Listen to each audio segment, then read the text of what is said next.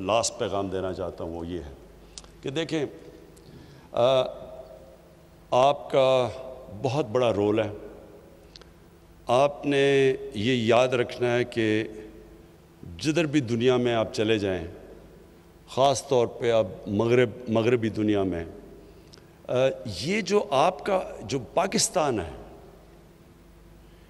اس کو ایک عظیم ملک بننا ضروری ہے. اب تک ہماری جو پڑھے لکھے لوگ تھے وہ سمجھتے تھے، ڈاکٹر کمیونٹی بھی، اور بڑی تکڑی ہماری پاکستان کی ڈاکٹرز کمیونٹی ہے امریکہ کے اندر اور یورپ میں بھی، لیکن امریکہ میں خاص طور پہ جو نارتھ امریکن پاکستانی فزیشنز ہیں، میرا ان سے بڑا انٹریکشن ہے، وہ بڑی پاورفل کمیونٹی ہے. لیکن جو میں حالات دیکھ رہا ہوں اسلاموفوبیا کے، جو بھی فرانس میں ہوا ہے، اور میں نے آج سارے مسلمان ملکوں کے جو ہیڈز آف سٹیٹس ہیں ان سب کو میں نے آج خط لکھا ہے کہ ہمیں ساروں کو مل کے مغرب کو بتانا چاہیے کہ نبی صلی اللہ علیہ وسلم کی ہمارے دلوں میں کیا جگہ ہے، کتنا پیار اور عقیدہ ان سے. تو کتنی ہمیں تکلیف ہوتی ہے جب یہ اس طرح کی ان کے اوپر کارٹونز یا کچھ بھی کرتے ہیں، تو یہ مسلمانوں کو کتنی تکلیف ہوتی ہے. تو یہ مسلمان ہیڈز کی ضرورت ہے کہ ان کو یو این کو، یورپین سٹیٹس کو، ان مغربی سٹیٹس کو سب کو بتائیں، کیونکہ وہاں یہ چیز نہیں سمجھتے. اور یہ جو چیزیں ہوئی ہیں ابھی فرانس کے اندر، اس سے جو مسلمان باہر رہتے ہیں ان کے لیے بڑی مشکل زندگی ہو گئی ہے. اسلاموفوبیا بڑھ گیا ہے، ہیٹ بڑھ گیا ہے ان کے خلاف. عورتیں جو نقاب پہنتی ہیں ان کو انسلٹ کیا جاتا ہے سڑکوں پہ. مسجدوں کے باہر اب بھی میں بھی دیکھ رہا تھا فرانس میں لوگوں نے مسجد توڑی ہیں. تو پہلے تو ہمیں مسلمان ملک میں جو مسلم لیڈرز ہیں، ہم سب کو اکٹھے ہو کے بتانا چاہیے مغرب کو کہ اگر آپ یہودیوں کی جو ہولوکاسٹ ہے اس پہ آپ اتنے سینسٹیو ہیں، اور ٹھیک ہے آپ سینسٹیو ہیں، کیونکہ ان کے کسی بھی ہیومن کمیونٹی کو تکلیف ہوتی ہے تو سینسٹیو ہونا چاہیے. لیکن ہمارے لیے بھی ہماری سینسٹیوٹی دیکھیں کہ ہمارے لیے یہ سب سے اللہ کی جو کتاب ہے قرآن اور نبی صلی اللہ علیہ وسلم کا جو پیار ہے، یہ سب سے زیادہ ہمیں تکلیف دیتا ہے جب اس کے خلاف ان کی کوئی بے حرمتی کرتے ہیں آپ. لیکن جو میں آپ سب کو ڈاکٹرز کمیونٹی کو کہنا چاہتا ہوں کہ دیکھیں، اب تک ہم سوچتے تھے کہ ہم باہر چلے جائیں گے، وہاں کام کریں گے اور باہر بڑے اچھے پیسے ملتے ہیں. لیکن جو حالات بنتے جا رہے ہیں، یہ پاکستان کو ٹھیک کرنا ضروری ہے. یہ پاکستان کو ہم ایسا ملک بنائیں کہ کسی کو باہر جانے کی ضرورت نہ پڑے. یہاں ہم ایسے سسٹمز لے آئیں، یہ ایک ایسا ملک ہو.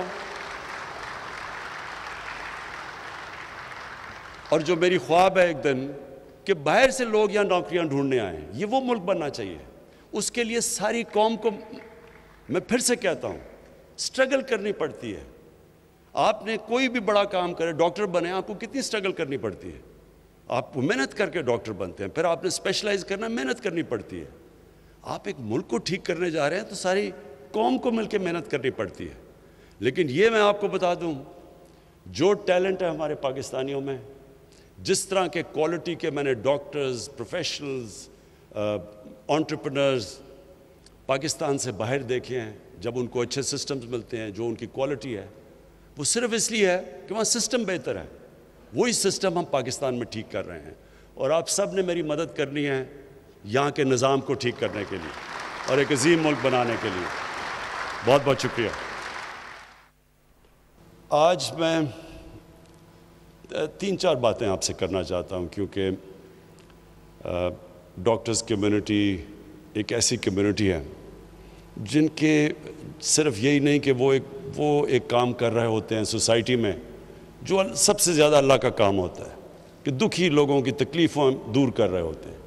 اور دوسری چیز یہ کہ وہ اوپینین میکرز ہوتے ہیں، کیونکہ لوگ ڈاکٹر سے بات کرتے ہیں، بلکہ ڈاکٹر سے وہ بات کرتے ہیں جو اپنے گھر والوں سے بھی نہیں کرتے.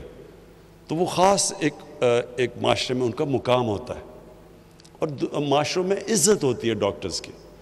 تو سب سے پہلے کہ دیکھیں، میرا جو ایکسپیرینس سب میڈیکل پروفیشن سے ہوا جب میری والدہ کو کینسر ہوئی، اور تب پہلی دفعہ مجھے اندازہ ہوا کہ پاکستان کے ہاسپٹلز ان کی سٹینڈرڈ گرتی جا رہی تھی. یعنی میری ساری فیملی ہم میو ہاسپٹل میں پیدا ہوئے تھے، اور ہمارے گورنمنٹ ہاسپٹلس کی بہت اچھی سٹینڈرڈ تھی جب ہم بڑے ہو رہے تھے، سسٹمز اچھے تھے۔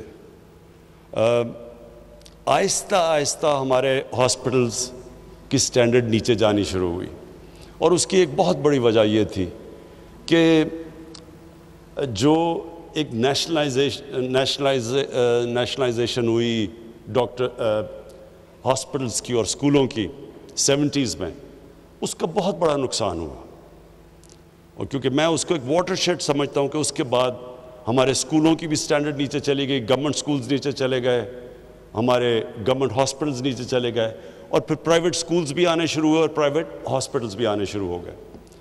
اور اس کی وجہ یہ تھی کہ سزا اور جزا ختم ہو گئی۔ جب سے اللہ نے دنیا بنائی ہے، جس سسٹم میں سزا اور جزا ختم ہوتی ہے وہ سسٹم نیچے چلا جاتا ہے۔ کیا وجہ ہے کہ میں محنت کروں اور مجھے بھی اتنے ہی پیسے ملیں اور وہ جو ایک ڈاکٹر محنت ہی نہ کریں؟ جب جس سسٹم میں یہ ہوتا ہے وہ سسٹم کبھی کمپیٹ نہیں کر سکتا۔ تو جب ہمارا یہ سسٹم آیا اور آہستہ آہستہ یہ جو سب کی پروموشن ہو جاتی تھی اور پھر سب کی سیلری انکریز ہو جاتی تھی، کوئی تمیز نہیں کی جاتی تھی کہ محنت کون کر رہا ہے اور کون محنت نہیں کر رہا، اس سے ڈیٹیریشن ہمارے ہاسپٹلز میں آنی شروع ہوئی، اور یہی ہمارا گورنمنٹ اسکولوں کے اندر آہستہ آہستہ وہاں بھی ڈیٹیریشن شروع ہو گئی، اور پھر پرائیویٹ اسکولز بڑھنے شروع ہوئے، پرائیویٹ ہاسپٹلز آنے شروع ہوئے، کیونکہ جو پیسے والے لوگ تھے وہ تو اپنا پرائیویٹ ہاسپٹلز میں جا سکتے تھے، لیکن عام لوگوں کے لیے، غریب لوگوں کے لیے گورنمنٹ ہاسپٹلز ہو گئے، اور کیونکہ صرف غریب جانا شروع ہوئے تو ان کی اور سٹینڈرڈ نیچے جانی شروع ہو گئی، اکاؤنٹیبلٹی کم ہو گئی، اور جو امیر لوگ تھے وہ پرائیویٹ ہاسپٹلز میں، اور پھر جو سپر رچ تھے وہ اپنی چیک اپس بھی لنڈن کروانے شروع ہو گئے۔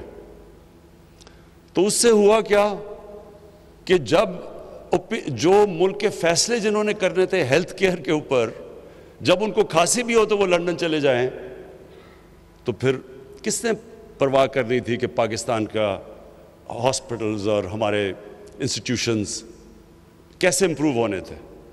تو یہ جو آہستہ آہستہ ڈیٹیریشن ہوئی، ہم اب اس سٹیج پہ ہیں کہ ہمیں اب اس ساری چیز کو ٹھیک کرنا ہے۔ مجھے لوگ کہتے ہیں جی جب سے میں ابھی 2 سال 26 مہینے ہوئے ہیں، عمران صاحب کدھر گیا جی نیا پاکستان؟ میں ان لوگوں کو سمجھا کے تھک گیا ہوں کہ نیا پاکستان ایک سوئچ نہیں ہے، گورنمنٹ آئی سوئچ ہوا تو نیا پاکستان بن گیا۔ یہ فیری ٹیلز میں ایسی چیزیں ہوتی ہیں۔ اصل زندگی کے اندر ریفارم پروسیس ایک جد و جہد کا نام ہے۔ ایک قوم جد و جہد کرتی ہے چینج کے لیے، پوری ایک قوم مل کے سٹرگل کرتی ہے، پھر چینج آتا ہے۔ اور دنیا میں بڑی بڑی قوموں ہمارے سے برے حالات سے اٹھ کے کہاں پہنچ گئی، لیکن سٹرگل کر کے پہنچی۔ جب میں مدینہ کی ریاست کی بات کرتا ہوں تو میں اپنے سارے لوگوں کو کہتا ہوں وہ سٹڈی کریں، وہ دنیا کی تاریخ کا سب سے یونیک فنومنا تھا۔ کبھی ایسی چیز ہوئی نہیں دنیا میں، دنیا کی تاریخ میں کبھی ایسی چیز نہیں ہوئی۔ یہ تاریخ کا حصہ ہے، ہمارے دین کا حصہ تو ہے ہی، لیکن ہمیں اس کو تاریخ کا حصہ بنانا چاہیے، کیونکہ ہم سیکھیں گے اس سے۔